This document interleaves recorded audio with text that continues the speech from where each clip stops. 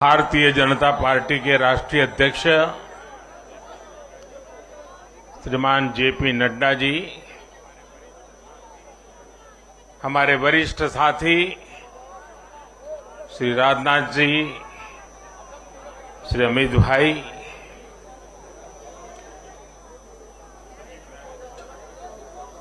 सभी प्यारे साथियों, मैं सबसे पहले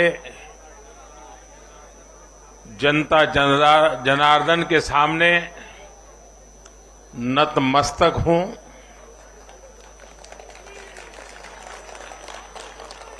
जनता जनार्दन का आशीर्वाद अभिभूत करने वाला है।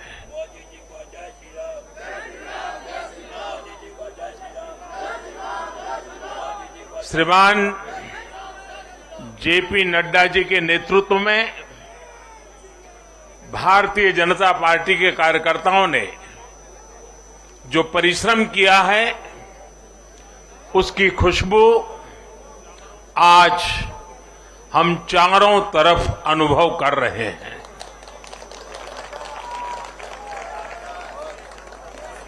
जहां भारतीय जनता पार्टी प्रत्यक्ष नहीं जीती, वहां भाजपा का वोट शेयर भाजपा के प्रति स्नेह का साक्षी है। मैं गुजरात और हिमाचल और दिल्ली और जनता का बहुत विनम्र भाव से आभार व्यक्त करता हूं। भाजपा के प्रति ये स्नेह देश के अलग अलग राज्यों के उपचुनाव में भी दिख रहा है। यूपी के रामपुर में भाजपा को जीत हासिल हुई है। बिहार के उपचुनावों में भाजपा का प्रदर्शन आने वाले दिनों का स्पष्ट संकेत कर रहा है। मैं आज चुनाव आयोग का भी अभिनंदन करता हूं, उनका आभार व्यक्त करता हूं। और ये चुनाव के दरमियान एक बहुत बड़ी बात जिसकी चर्चा होनी चाहिए थी, जहां तक मेरी जानकारी है, एक भी पोलिंग बूथ में रीपोलिंग करवाने की नौबत नहीं आई है।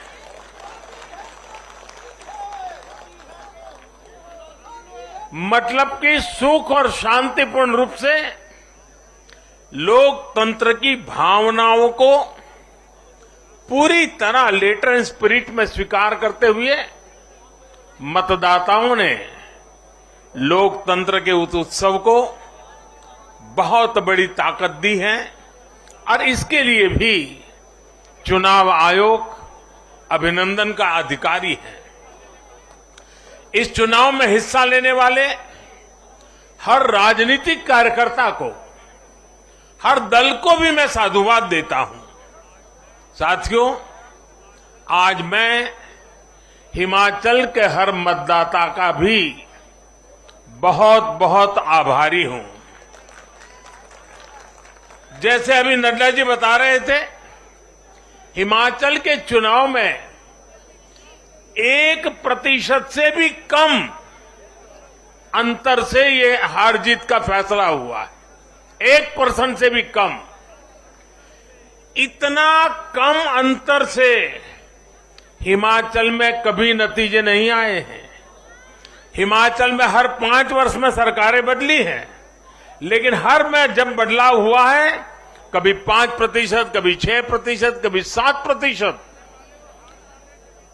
जीतने वाले और हार वाले के बीच में अंतर रहा है। इस बार 1% से भी कम। इसका मतलब है कि जनता ने भी भारतीय जनता पार्टी को विजय बनाने के लिए भरसक प्रयास किया है।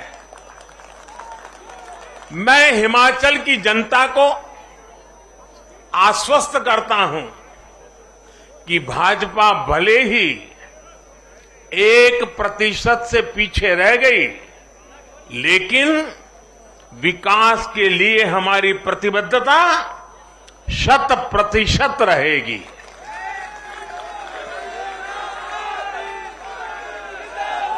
हिमाचल से जुड़े हर विषय को हम पूरी मजबूती से उठाएंगे और केंद्र सरकार के द्वारा हिमाचल की प्रगति का जो उसका हक है, उसमें भी कभी हम कमी नहीं आने देंगे।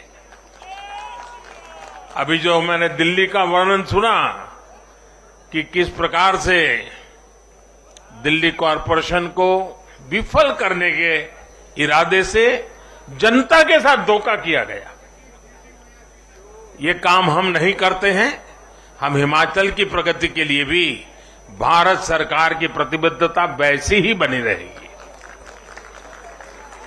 साथियों, बीजेपी को मिला जन समर्थन इसलिए भी महत्वपूर्ण है क्योंकि ये ऐसे समय में आया है जब भारत अमृत काल में प्रवेश कर चुका है। ये दिखाता है कि आने वाले 25 साल सिर्फ और सिर्फ विकास की राजनीति के ही है। भाजपा को मिला जन समर्थन नए भारत की आकांक्षाओं का प्रतिबिंब है। भाजपा को मिला जन समर्थन भारत के युवाओं की युवा सोच का प्रकटीकरण है। भाजपा को मिला जन समर्थन गरीब, दलित, वंचित, पिछड़े, शोषित, आदिवासियों के सशक्तिकरण के लिए है। लोगों ने भाजपा को वोट दिया क्योंकि भाजपा का हर सुविधा को प्रत्येक गरीब, मध्यम वर्गीय परिवार तक जल्द से जल्द पहुंचाना चाहती है। लोगों ने भाजपा को वोट दिया क्योंकि भाजपा देश के हित में बड़े से बड़े और कड़े से कड़े फैसले लेने का दम रखती है।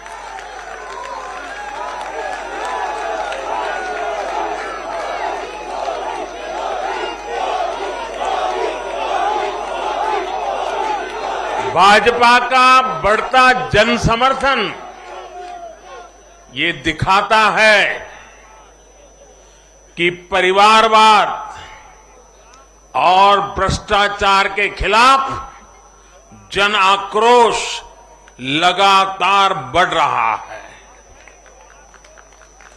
और मैं इस बात को स्वस्थ लोकतंत्र के लिए एक शुभ संकेत के रूप में देखता हूं। और साथियों, इस बार वाकई गुजरात ने तो कमाल ही कर दिया है।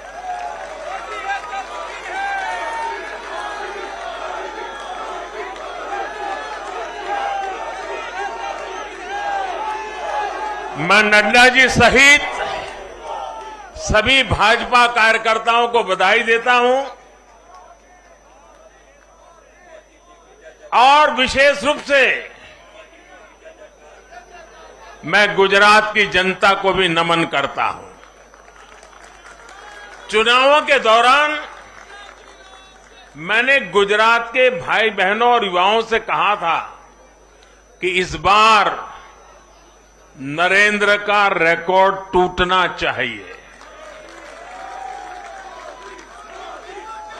और मैंने वादा किया था कि भूपेंद्र नरेंद्र का रिकॉर्ड तोड़े, इसलिए नरेंद्र जी जान से मेहनत करेगा।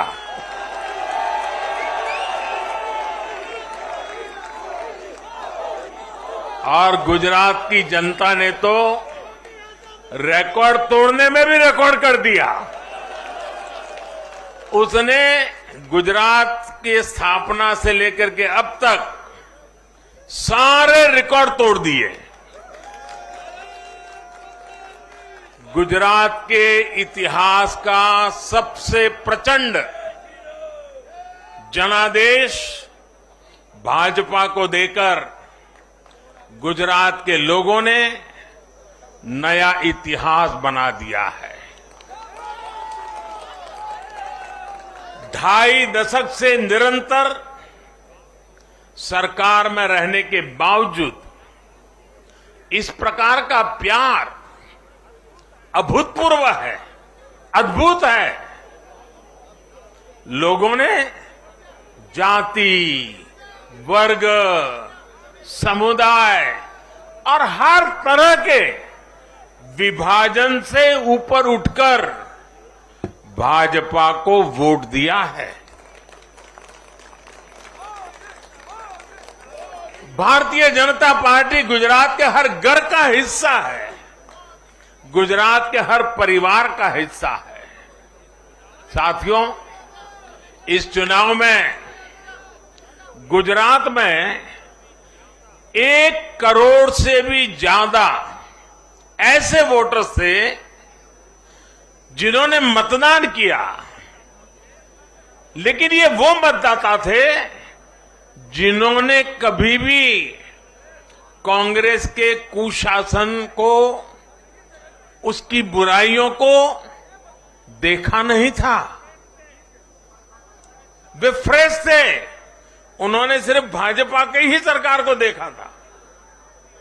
और युवाओं की तो प्रकृति होती है कि वो हमेशा सवाल पूछते हैं, जांचते हैं, परखते हैं, उसके बाद किसी फैसले पर पहुंचते हैं।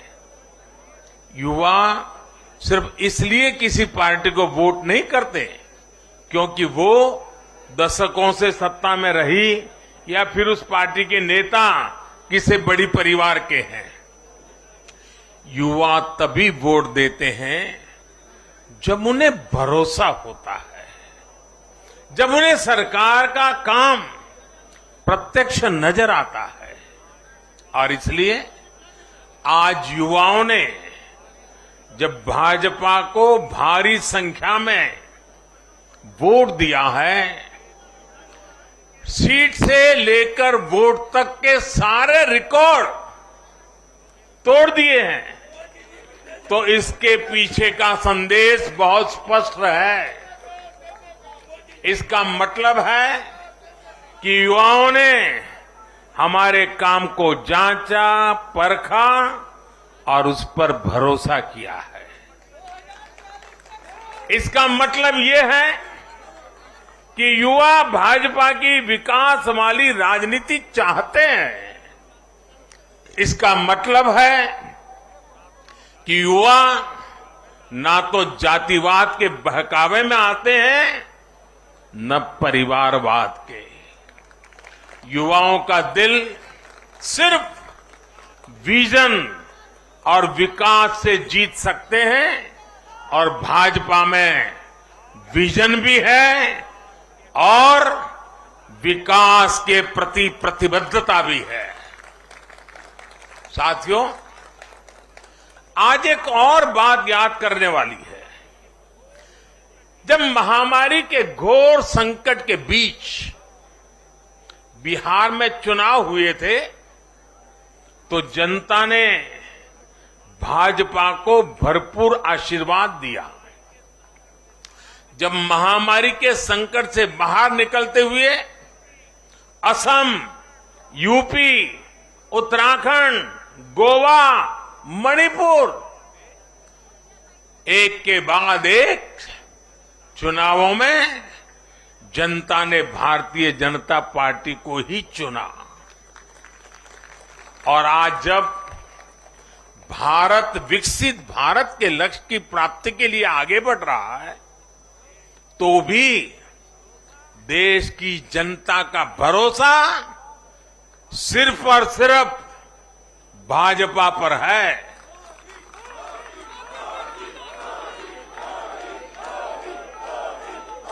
मैं बड़े बड़े एक्सपर्ट्स को भी ये याद दिलाना चाहता हूं कि गुजरात के इस चुनाव में भाजपा का आह्वान था विकसित गुजरात से विकसित भारत का निर्माण।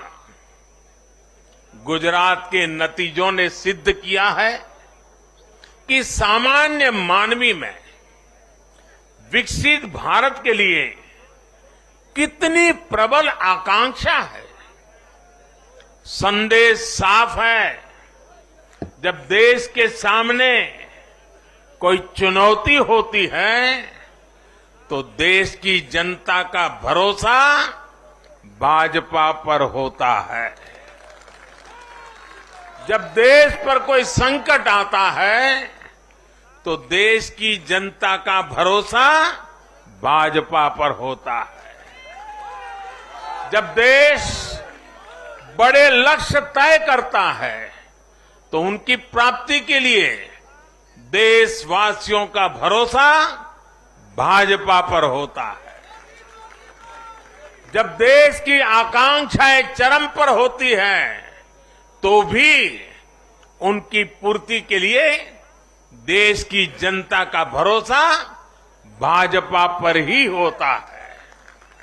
साथियों, भाजपा के आज हम जहां पहुंचे हैं, राज्यों में हो, स्थानीय स्वराज्य की निकायों में हो या केंद्र में हो, ये ऐसे ही नहीं पहुंचे हैं। 5 पीढ़ियां जनसंघ के जमाने से तपस्या करते हुए परिवार के परिवारों खपते रहे, तब जाकर के ये दल बना है, तब जाकर के हम यहां पहुंचे हैं।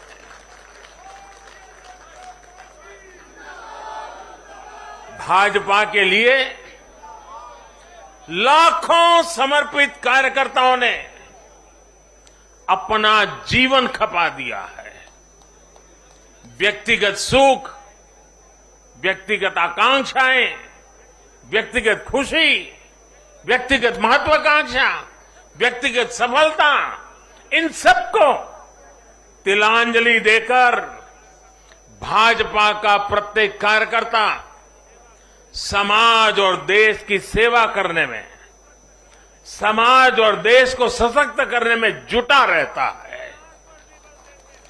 हम विचार पर भी बल देते हैं और व्यवस्था को भी सबल बनाते रहते हैं।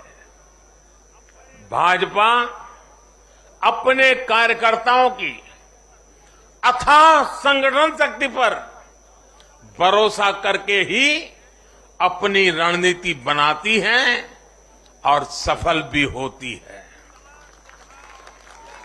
उतार चढ़ाव भाजपा के राजनीतिक जीवन में भी आए हैं, लेकिन हमने आदर्शों और मूल्यों पर अड़िग रहकर दिखाया है।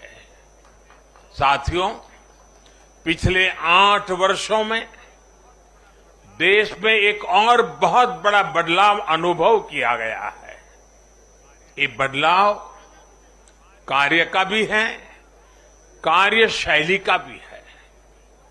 भाजपा की सरकारें भी कार्य को छोटा नहीं समझती। हम मानते हैं हर काम बड़े लक्ष्यों की प्राप्ति का माध्यम बनता है। इसलिए भाजपा की सरकारों ने गरीबों के लिए पक्के घर, शौचालय, गैस कनेक्शन, बिजली कनेक्शन, नल से जल, बैंक में खाते, मुफ्त इलाज, मुफ्त भोजन, इंटरनेट, ऐसी बेसिक सुविधाओं पर फोकस किया है। पहले की राजनीति में ये बहुत फैंसी विकास नहीं माना जाता था। पहले की राजनीति में इसे बड़े काम के तौर पर देखा भी नहीं जाता था। इसलिए आज जो भी सरकारी लाभ है वो हर व्यक्ति, हर क्षेत्र, हर वर्ग जो उसका हकदार है उस तक तेजी से पहुंचने के लिए ईमानदारी से प्रयास किया जाता है।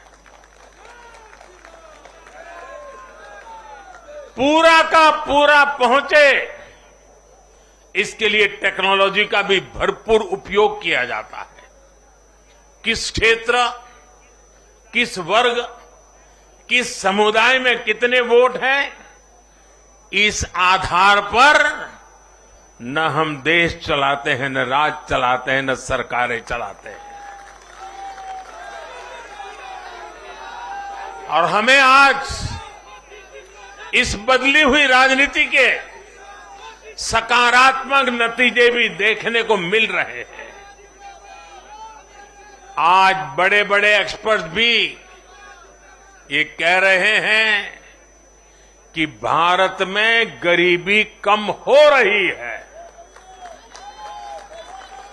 साथियों, देश ने पिछले 8 वर्षों में गरीब को सशक्त करने के साथ ही गरीब तक मूलभूत सुविधाएं पहुंचाने के साथ ही आधुनिक इंफ्रास्ट्रक्चर पर भी फोकस किया है।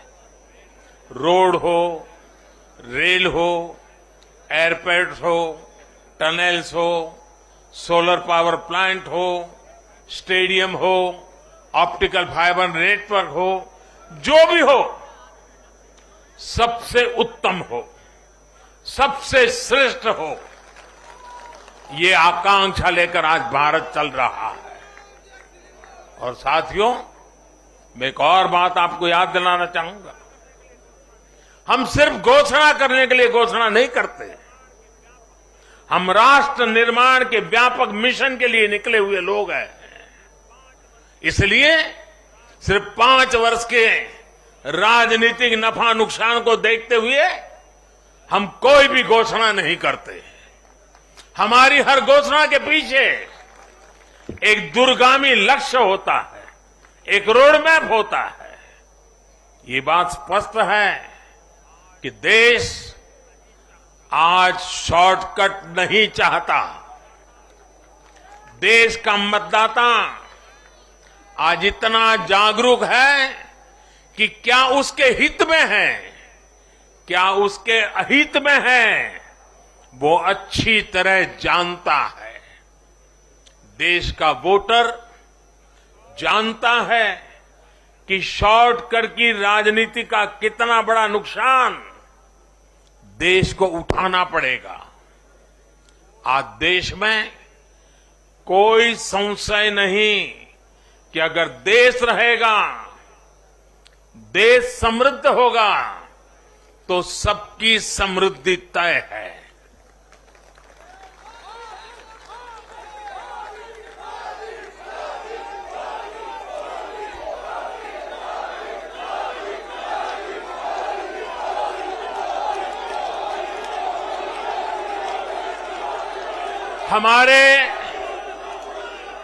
हमारे पूर्वजों के पास अनुभव का अगाध ज्ञान था और अनुभव के निचोड़ से कहावतें बनती थी।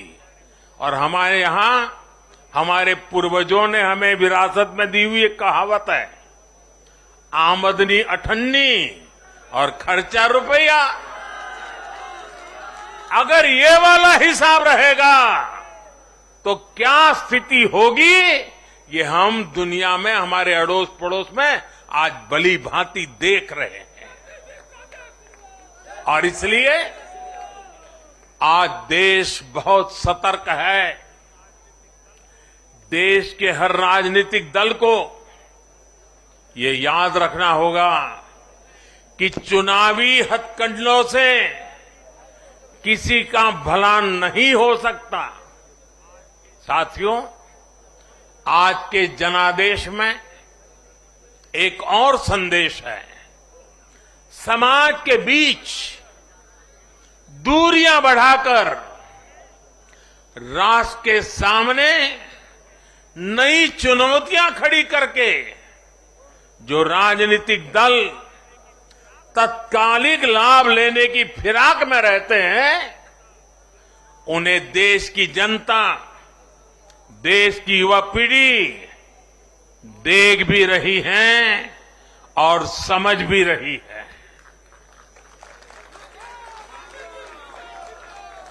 भारत का भविष्य फॉल्ट लाइंस को बढ़ा करके नहीं, फॉल्ट लाइंस को गिराकर ही उज्जवल बनेगा।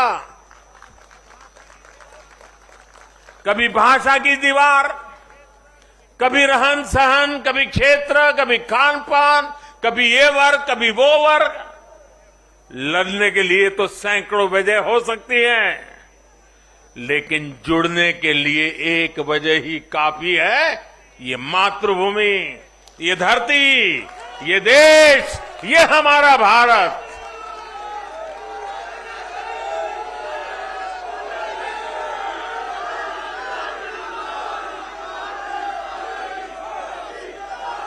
जीने के लिए और मरने के लिए इससे बड़ी वजह कोई और नहीं हो सकती।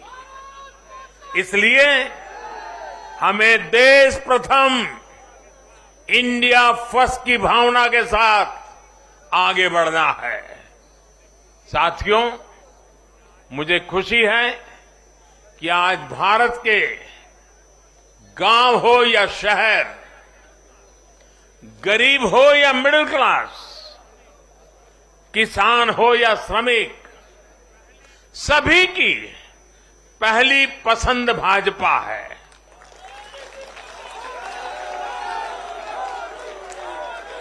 भाजपा को गुजरात के आदिवासी क्षेत्रों का भी अभूतपूर्व आशीर्वाद मिला है। और मुझे अभी जो जानकारी बताई गई, एससी एसटी की गुजरात में करीब 40 सीटें आरक्षित है। 40 में से 34 सीटें थम्बिंग मेजोरिटी से भारतीय जनता पार्टी जीती है।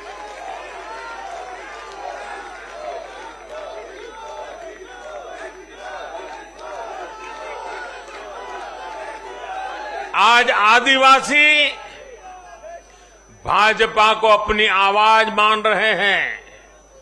आज भाजपा को आदिवासी समुदाय का जबरदस्त समर्थन मिल रहा है।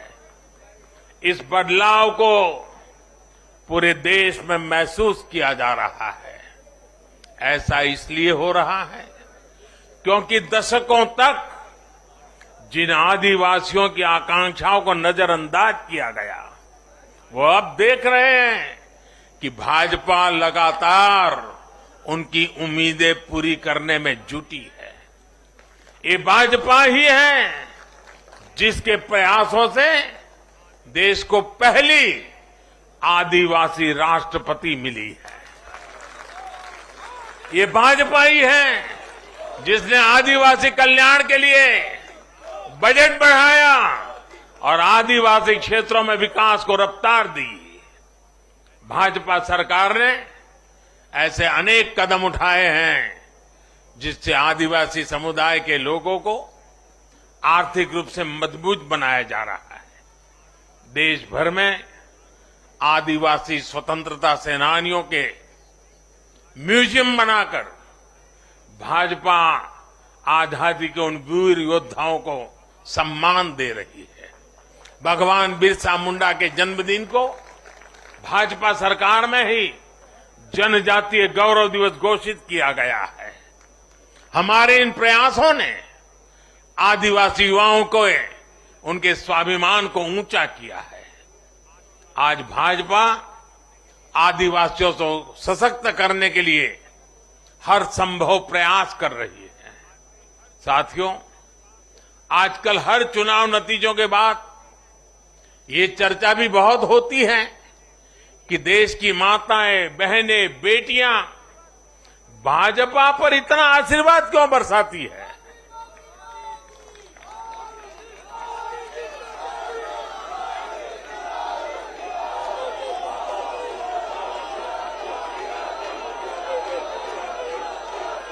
अगर कोई ईमानदारी से आत्मचिंतन करे तो ये पाएगा कि आजादी के बाद से पहली बार आज देश में एक ऐसी सरकार है जो महिलाओं की समस्याएं, उनकी चुनौतियां, उनकी आवश्यकताएं, उनकी आकांक्षाएं, उसे समझने का लगातार प्रयास कर रही है और उसके अनुसार काम की योजना बनाती है। गांव देहात से लेकर शहर तक घरेलू कार्य में व्यस्त महिला से लेकर स्वरोजगार करने वाली या किसी रोजगार से जुड़ी महिलाओं के लिए जितना भाजपा सरकार ने किया है उतना पहले किसी भी सरकार ने नहीं किया। महिलाओं के लिए पहले की सरकारों के 70 साल के कार्यों की तुलना में भाजपा सरकार के 7-8 साल के कार्य कहीं ज्यादा है और इसलिए आज जब भी चुनाव होते हैं तो देश की माताएं, बहनें, बेटियां कमल के निशान का सिर्फ बटन ही नहीं दबाती, उनके हाथों में एक आशीष का भाव होता है, आशीर्वाद का भाव होता है और जब वो उंगली कमल के बटन पर रखती हैं तब वो हम जैसे लाखों कार्यकर्ताओं के सर पे विजय तिलक भी लगा देती है।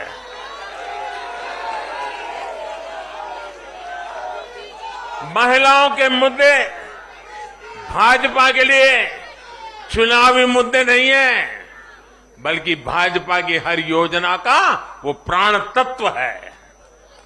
महिलाओं का जीवन आसान बनाना हो, महिलाओं को ज्यादा से ज्यादा रोजगार के, स्वरोजगार के अवसर मुहैया कराना हो, ये भाजपा का कमिटमेंट है। मैं इसे अपनी सरकार का सौभाग्य मानता हूं कि हमें महिला सशक्तिकरण के लिए इतना कुछ करने का मौका देश की जनता ने दिया है। साथियों, आने वाला समय देश के लिए, हम सभी के लिए बहुत महत्वपूर्ण है। सबका साथ, सबका विकास, सबका विश्वास और सबका प्रयास, इस भावना पर आगे बढ़ते हुए हमें विकसित भारत के लिए काम करना है। हमें मिलकर एक दूसरे के साथ काम करना है। आइए, नागरिक के रूप में हम विकसित भारत के संकल्प के साथ जुड़े, विकसित भारत के इस अभियान से जुड़े और मैं फिर एक बार देश भर के लाखों कार्यकर्ताओं को 5-5 पीढ़ी की तपस्या को आगे बढ़ाने के लिए हृदय से धन्यवाद करता हूं, अभिनंदन करता हूं। मैं जनता जनार्दन को भी प्रणाम करता हूं। उनके निरंतर आशीर्वाद हमारे लिए नित्य नूतन ऊर्जा बन जाते हैं। ये निरंतर समर्थन हमें सात्विक भाव से, सेवा भाव से, समर्पण भाव से कार्य करने की शक्ति देता है। जब हमें जनता जनार्दन का आशीर्वाद मिलता है तो हमें अधिक परिश्रम करने की प्रेरणा जगती है, अधिक पुरुषार्थ करने का संकल्प जगता है और संकल्पों को सिद्ध करने के लिए जीवन खपा दे करके सिद्धि तक पहुंचाने के लिए हम लगे रहते हैं, क्योंकि जनता जनार्दन, इसे हम ईश्वर का रूप मानते हैं और यही सामर्थ्य, यही शक्ति एक सेवक के भाव से, सेवा भाव से, समर्पण की अप्रतिम राह को पकड़ते हुए चलते रहना, चलते रहना, चलते रहना, चरैवेति चरैवेति चरैवेति, इसी मंत्र को लेकर के हम चल रहे हैं। भाइयों बहनों, इस चुनाव में अब बहुत लोगों को जानने पहचानने का भी अवसर मिल चुका है। पिछले कुछ चुनावों का एक बड़े कैनवास पर एनालिसिस करना चाहिए। कि जो अपने आप को न्यूट्रल कहते हैं, जिनका न्यूट्रल होना जरूरी होता है, वो कहां खड़े होते हैं, कब कैसे रंग बदलते हैं और कैसे कैसे खेल खेलते हैं, वो अब देश को जान लेना बहुत जरूरी है, बहुत जरूरी है। उत्तराखंड का इतना बड़ा चुनाव हुआ, कितनी जमानतें जब्त हुई, किसकी हुई, कोई चर्चा नहीं। हिमाचल में इतना बड़ा चुनाव हुआ, कितने लोगों की जमानत जब्त हुई, कितने लोगों का बुरा हाल हुआ, कोई चर्चा नहीं। भाइयों बहनों, उन लोगों को भी जानना चाहिए, पहचानना चाहिए कि ये भी ठेकेदार है।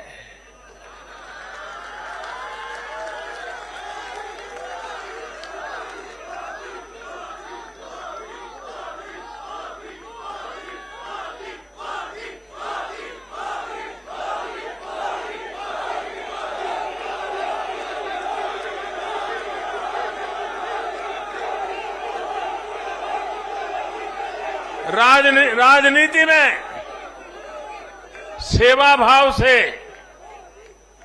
एक मुख्य सेवक की तरह काम करना, वो जैसे डिस्क्वालिफिकेशन माना जा रहा है। ये क्या नौबत आई है, ये कैसे नए मापदंड लगाए गए हैं।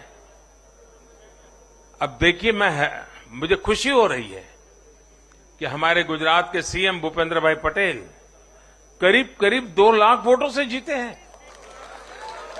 असेंबली सीट पे लोकसभा में भी कोई 2 लाख से जीते तो बहुत बड़ी बात मानी जाती है। असेंबली में करीब करीब 2 लाख वोट से जीतना, लेकिन ठेकेदारों का, उनका तराजू कुछ और है। और इसलिए भाइयों बहनों, हमें निरंतर विपरीत इन जुल्मों के बीच में आगे बढ़ना है। हमें अपनी सहन शक्ति को बढ़ाना है, हमें अपनी समझ शक्ति को बढ़ाना है, और हमें हमारे सेवा भाव का विस्तार भी करना है, हमारे सेवा भाव की गहराई भी बढ़ानी है, और सेवा भाव से ही जीतना है। क्योंकि जो जहां बैठा है वो बदलने वाला नहीं है, उसका इरादा नेक नहीं है जी। और इसलिए हमारी कसौटी है, हर पल हमारी कसौटी है। और मैं तो कभी कभी मानता हूं, और खास करके 2002 के बाद मैं विशेष रूप से मानता हूं,